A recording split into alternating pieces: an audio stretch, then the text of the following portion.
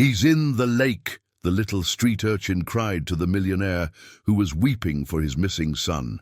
Then, when they send a diver, they discover something that shocks everyone. Please rate my story from 0 to 10. Your opinion is very important, and subscribe to my channel to support my work. I'm counting on your help. The morning sun illuminated the bustling streets of the great metropolis as the tiny figure hid behind a dumpster near Central Park. Her big eyes watched every movement, every person passing by, recording everything in her mind like a silent camera. At only 4 years old, but looking like she was 2 due to the malnutrition that marked her frail body, she had learned that surviving on the streets depended on seeing without being seen. 8 months had passed since she began living on those cold and dangerous streets. She had no family, no home, just the dirty clothes she wore and an impressive ability to memorize every detail of what was happening around her. It was as if her mind compensated for the fragility of her body with a photographic memory that kept her alive. On the other side of the park, near the lake that reflected the city's towering skyscrapers, a 30-year-old man walked with his son. Tall, handsome like a movie star, he carried on his shoulders the weight of a fortune inherited at 20 when he lost his parents in an accident. His investment company had multiplied the family's assets, turning him into one of the wealthiest men in the region. He kept part of his wealth in stocks, another part in diverse investments, and even held some bitcoins as an alternative investment. The 4-year-old boy ran ahead of his father, laughing and playing with a colorful ball. The man smiled, but his mind was divided between work and the growing tension at home. His 28-year-old wife had become increasingly distant and cold in recent months, always finding reasons for arguments about money and assets. The girl watched the family scene with a mixture of curiosity and sadness. She knew what it was like to have a father, even if the memory was vague and painful. She saw when the boy ran towards the lake, chasing the ball that had escaped his small hands. The father was distracted, talking on the phone about business and investments. Everything happened very fast. The ball rolled towards the edge of the lake, and the boy reached out to grab it. But something was wrong. The girl saw an elegant woman dressed in expensive clothes, watching the scene from afar. When the ball stopped near the water, the woman approached discreetly and, with her foot, pushed the ball even further from the shore. The boy stretched further, lost his balance, and fell into the water with a splash that made the father drop the phone immediately. The man shouted desperately, running towards the lake, but the sun had already disappeared beneath the dark surface. The elegant woman simply walked away, hurrying quickly between the trees as if nothing had happened. Only the girl had seen everything, every detail recorded in her memory, with crystal clarity. The father dove into the icy water, searching frantically for his son. Other people approached. Someone called 911, but the minutes passed, and there was no sign of the boy. The man surfaced and dove again, his cries of despair echoing throughout the park. It was then that the girl approached. Her small and silent steps took her to the edge of the lake, where the man continued his desperate search. When he came out of the water once again, panting and in a panic, she whispered a single sentence that would change everything. "I saw where he is." The man turned, seeing for the first time that fragile and dirty child pointing to a specific area of the lake, where submerged branches formed a kind of natural trap. Without hesitating, he dove again, following the direction indicated by the girl. Minutes that seemed like hours passed until he emerged, carrying the unconscious body of his son.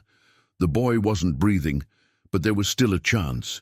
The paramedics who had arrived began resuscitation procedures while the father held his son's hands, whispering promises and prayers.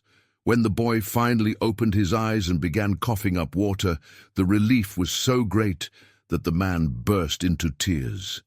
He looked around, searching for the girl who had saved his son, finding her still standing in the same position, watching everything with her big and serious eyes. "How did you know where he was?" he asked, kneeling down to the child's height. "I saw everything," she replied simply. "I always see everything."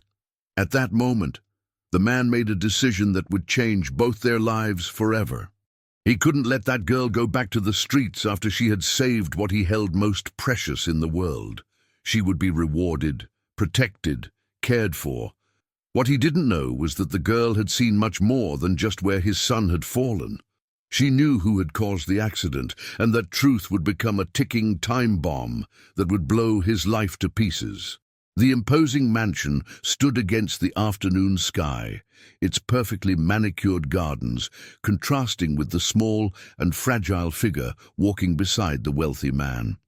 The girl watched everything with wide eyes. She had never seen so many flowers, so much green, so much beauty in one place. Her dirty hands timidly touched the wrought iron gate as it opened automatically. "Welcome to your new home," he said, placing his hand gently on her thin shoulder. The interior of the house was even more impressive. Italian marble covered the floor, crystal chandeliers hung from the high ceiling, and expensive works of art decorated the walls. The girl had never set foot in such a luxurious place, where each object was worth more than she could imagine. She knew that this man possessed an immense fortune, built through smart investments and family inheritance. The wife descended the main staircase with calculated movements, her expensive dress swaying with each step. She was a beautiful woman, but her cold eyes assessed the girl as if she were an unwanted stain on the Persian rug. The smile she forced didn't reach her eyes when her husband explained what had happened in the park. "Darling, what a noble gesture," she said, her sweet voice masking something darker. "But surely she must have family looking for her." "We can't just bring her home." "She saved our son," he replied firmly. "It's the least I can do." The girl remained silent, but her eyes watched every expression, every gesture of the woman. There was something familiar about that face, something that made her photographic memory work intensely. Where had she seen that person before? The couple's son ran down the stairs, still pale from the trauma of nearly drowning, but excited to see the girl. "Daddy, is she the one who saved me?" he asked, approaching timidly. The child was visibly shaken, but there was a genuine curiosity in his eyes. "Yes, it's her," confirmed the father, caressing the boy's hair. "And now she's going to stay with us?" The wife's expression hardened for a split second before returning to her forced smile. "Of course, for as long as necessary. I'll prepare the guest room." The first weeks in the mansion were a mixture of wonder and confusion for the girl. She had gained new clothes, regular food, a room with a soft bed where she could sleep without fear. The wealthy man treated her with paternal kindness, always asking if she was okay, if she needed anything. But the wife was different when her husband wasn't around. Her smiles disappeared, replaced by icy stares and cutting remarks. "Don't touch that," she said when the girl approached an object. "Those dirty hands don't belong in this house." Food began to disappear from the girl's room. Dishes that were left for her simply vanished, and when she asked, the wife said that she had already eaten. The girl felt hungry, but didn't know how to complain. On the streets, hunger was constant. At least here, there were moments of abundance. One night, when everyone was asleep, the girl was locked in one of the kitchen closets. She spent hours in the dark, trying not to cry, until she managed to hide before anyone woke up. The wife claimed the next morning that it had been an accident, that the closet door locked on its own. The wealthy man worked hard, managing his investments and expanding his wealth through the stock market. His investments in different sectors ensured a constant stream of income, and he reinvested the profits to multiply his fortune even further. But when he was home, he noticed that something was changing.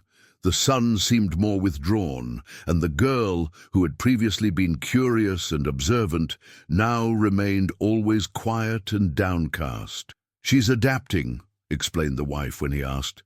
"It's natural for a street child to take time to get used to our routine." But the girl was keeping secrets that weighed heavier and heavier on her small chest. During one of the walks through the garden with the couple's son, she finally found the courage to speak. "I saw who made you fall into the water," she whispered to the boy. The boy stopped playing and looked at her attentively. "No one made me fall. I slipped trying to get the ball." "No," she insisted. "A pretty woman pushed the ball away. She wanted you to fall." The boy was confused. "What woman?" There was no woman there. The girl looked towards the house, where the wife was watching them through the living room window. "She was there. I saw everything." That night, nightmares tormented the girl. She screamed in her sleep, waking up the whole house. The wealthy man ran to her room, finding her trembling and sweating cold. "What is it, little one? What happened?" "The pretty woman," she murmured, still half asleep. "She pushed the ball. She wanted him to get hurt." The father looked confusedly at the wife, who had arrived right behind him. "What woman? What is she talking about?" "It must be trauma from the streets," responded the wife quickly. "Abandoned children often have nightmares and hallucinations. Perhaps we should seek professional help." But the girl was fully awake now, and her memories were crystal clear. She remembered every detail: the expensive dress, the elegant shoes, and especially the sparkling ring that the woman wore on her right hand. A ring that she had seen other times, always on the same finger of the wealthy man's wife. "She had a ring just like yours," said the girl, pointing to the woman's hand. The silence that followed was tense and heavy. The wife instinctively hid her hand behind her back, but it was too late. The wealthy man had noticed the gesture, and a seed of doubt began to sprout in his mind. "That's ridiculous," said the wife, forcing a laugh. "She is clearly confused. She needs medical help." But the girl continued watching, her photographic memory working tirelessly.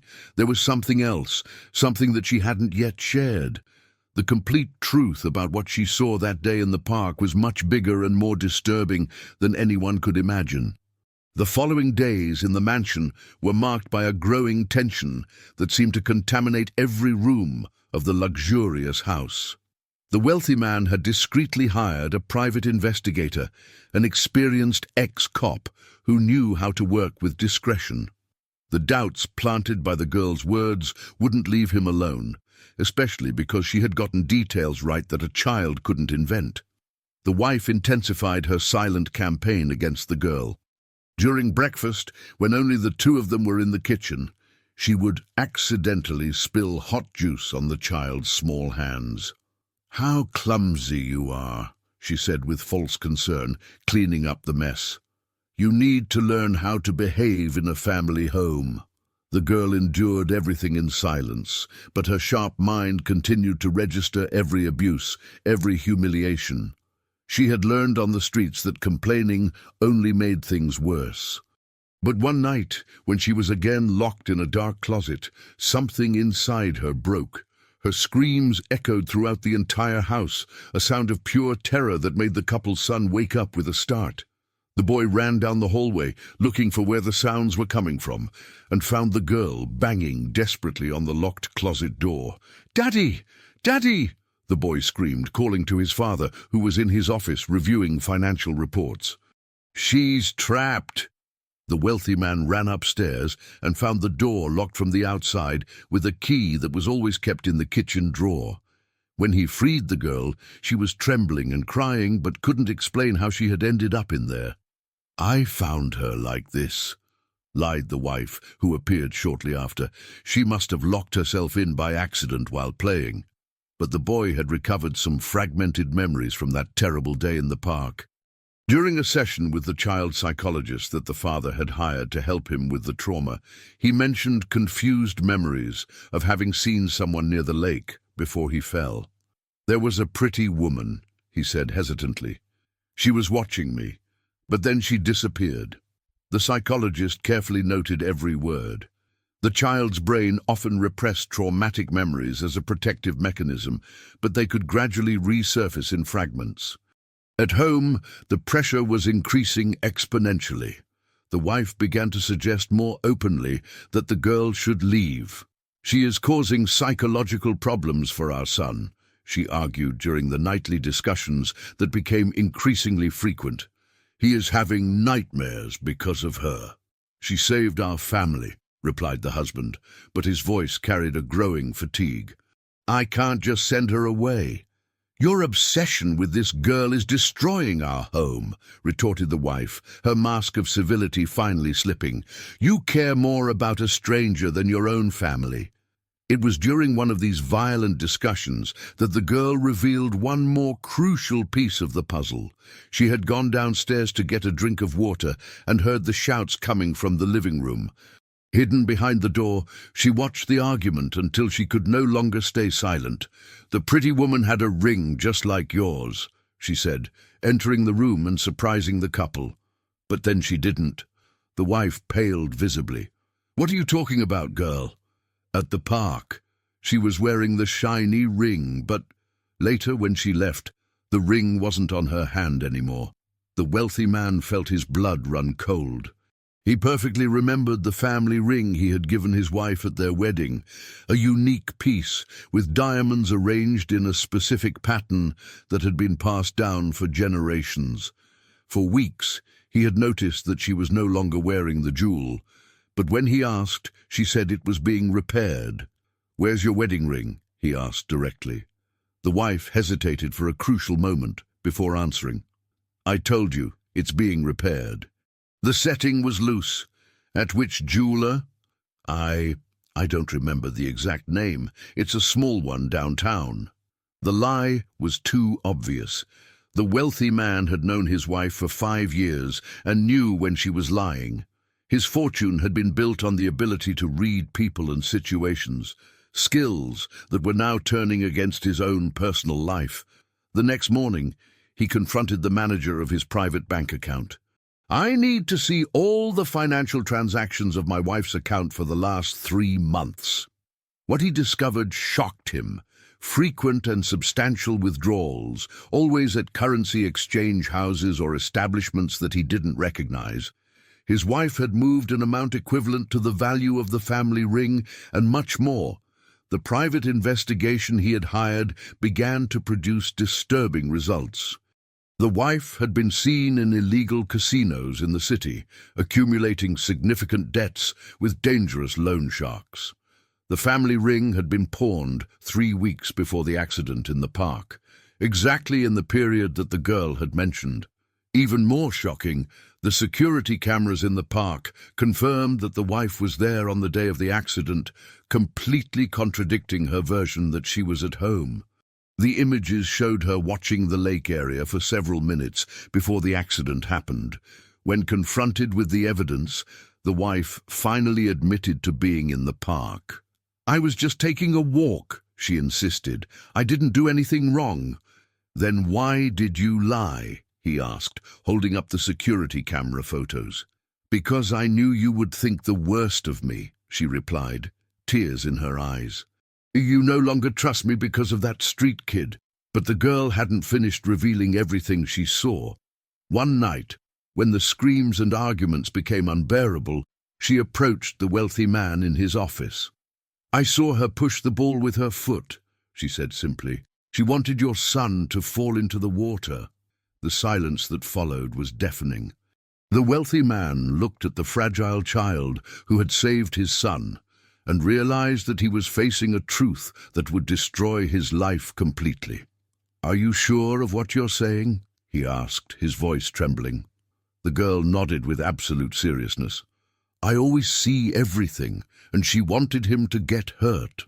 At that moment, the wealthy man understood that his wife had not only lied about being in the park. She had deliberately put her son in mortal danger, and now the only witness was a 4-year-old girl that no one would take seriously. The final revelation came like a hurricane that swept away the last vestiges of peace from the mansion.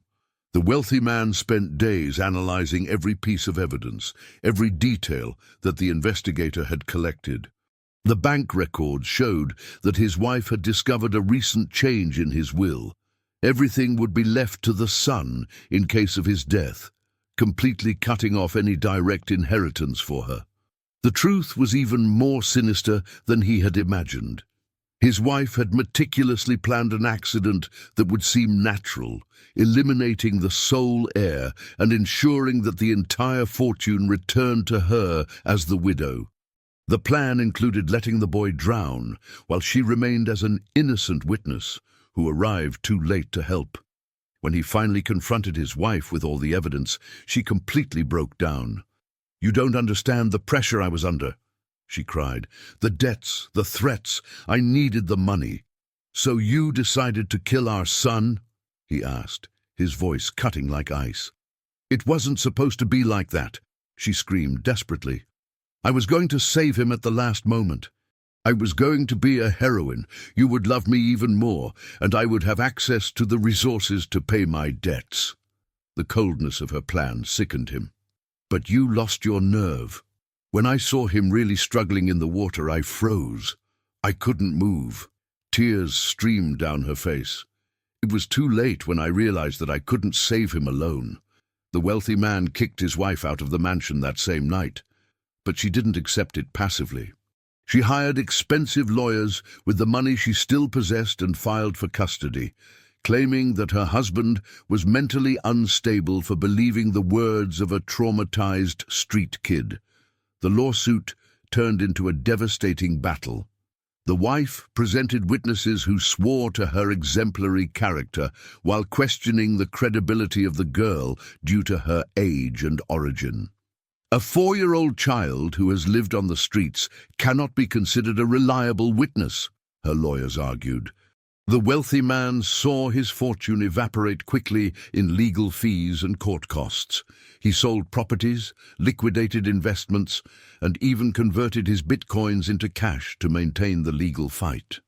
His investment company began to suffer from his constant absence, and important clients began to withdraw their capital. For months, the girl was subjected to intensive psychological evaluations. Experts tried to find inconsistencies in her testimony, but her photographic memory remained unwavering. Every detail she reported was verified and confirmed, from the color of the wife's dress to the exact time everything happened. The couple's son became the centerpiece of the dispute. During the supervised visits with his mother, he began to recover more memories of the day of the accident. In a particularly intense session with the psychologist, he finally verbalized what he had repressed. "I remember Mommy in the park," he said, his voice small but firm. "She was there when I fell. She saw me in the water, but she didn't come to help me." The confirmation from his own son was devastating for the wife's defense. Even so, she managed to obtain temporary custody through legal maneuvers, claiming that the father had manipulated both the girl and his own son against her. It was during this forced separation that the girl made a decision that surprised everyone. She ran away from the temporary shelter where she had been placed and returned to the streets. She felt guilty for having destroyed a family, for having caused so many problems for the only people who had been kind to her. The wealthy man found her 3 days later, malnourished and hidden in the same park where it all began. "Why did you run away?" he asked, kneeling beside her. "I ruined everything," she whispered. "You lost your family because of me." "You showed me the truth," he replied gently, "and you saved my son from a mother who could hurt him again." During the final trial, the truth finally prevailed. The wife was found guilty of endangering a child and attempted fraud, but received only community service due to the lack of direct evidence about the intention of homicide. The wealthy man regained full custody of his son, but emerged from the process completely bankrupt. The mansion was sold to pay off the last legal debts. The investment company had collapsed during his absence. His assets, his stocks, his entire fortune had been consumed by the court battle. All that remained was a small, simple house in the suburbs of the city and an unwavering determination to rebuild his life. The girl, now officially adopted by him, helped to care for the boy while he worked at humble jobs to support the new family. She had gone from an abandoned child on the streets to the heroine who saved a boy and exposed an attempted murder. Months later, when life began to stabilize in the simple house, a local businessman approached the ex-millionaire. He had heard about his story through the newspapers and was impressed by his integrity throughout the process. "I need an honest partner," said the businessman, "someone who puts family above everything, interested in a small construction company." It was a modest restart, but built on solid foundations. The girl watched her adoptive father work honestly to rebuild not only financial stability, but also the trust and genuine love between them. Finally, she had found the home she had always dreamed of, not in a luxurious mansion, but in a family that chose and protected her even when it cost them everything. And the man, who had once been a multimillionaire, learned that true wealth was in the courage of a 4-year-old girl who dared to speak the truth, even when the whole world doubted her. If you enjoyed this video, please subscribe to my channel. I promise to bring you videos every day that will make your life happier. Comment what you thought of my story, giving it a rating from 0 to 10, and thank you very much.